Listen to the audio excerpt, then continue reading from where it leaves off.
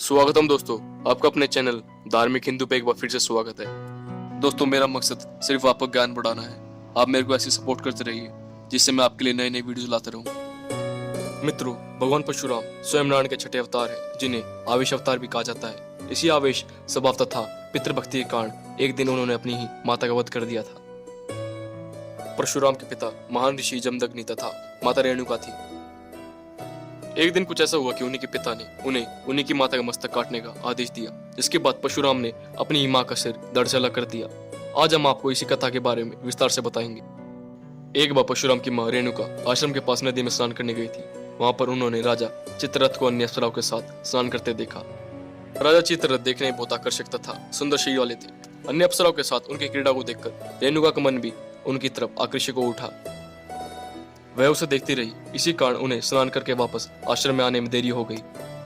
जब रेणुका स्नान करके वापस आश्रम लौटी तो उसके हाव भाव बदले हुए थे तथा उसके मन में अभी भी वह दृश्य चल रहा था।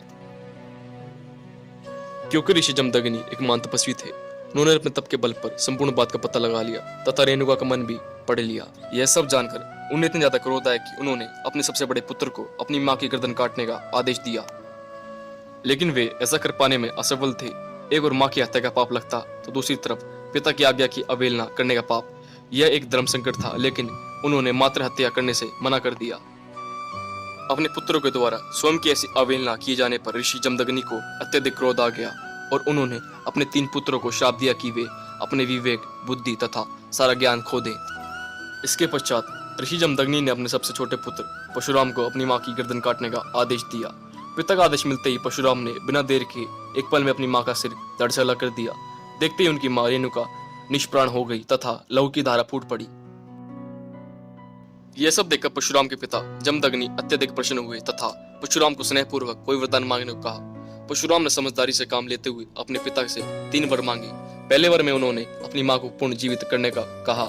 दूसरे वर में उन्होंने मांगा कि उनकी मां को इस चीज की स्मृति न रहे तथा तीसरे वर में उन्होंने अपने तीनों भाइयों का विवेक, बुद्धि मांग ली थी। ऋषि जमदग्नि अपने पुत्र परशुराम की समझदारी से बहुत प्रसन्न हुए तथा उन्होंने उसे तीनों वर प्रदान किए। इसके पश्चात सब कुछ फिर से सामान्य हो गया तथा परशुराम जी की मां पुनर्जीवित हो उठी। हालांकि दोस्तों, भगवान परशुराम ने अपनी मां रेणुका को पुनर्जीवित तो करा दिया, लेकिन उनके ऊपर मात्र हत्या का पाप लग चुका था। इससे मुक्ति पाने के लिए उन्होंने भगवान शिव की कठिन तपस्या की थी तथा मात्र हत्या के पाप से मुक्ति पाई थी। तो दोस्तों, आप जान गए होंगे इस वीडियो में कि आखिर परशुराम ने अपनी मां की गर्दन क्यों काटी थी। यदि मित्रों आपको वीडियो दिल से अच्छी लगी हो तो चैनल को अवश्य सब्सक्राइब करें। भूलिएगा नहीं, धार्मिक Hindu made by Akash Vatsa.